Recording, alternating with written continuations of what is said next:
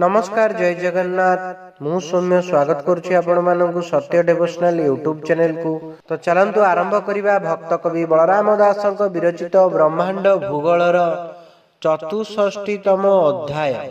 अर्जुन उवाच अर्जुन बोलई वचन सुन हे प्रभु भगवान श्री भागवत स्कंद हेला महापुराण बोलाइला ए अर्थ फेड़ी मोते कह मनरु फेड़ मो संशय श्री भगवान वाच सुन अर्जुन तोष होई तोते मु देउ अछि कई मातार पद्म गोटी थिला तही रे बिंदु पुराइला महापुराण तहु होई ब्रह्मांड भूगोल कु कही बलराम दास ब्रह्मांड भूगोल प्रकाश।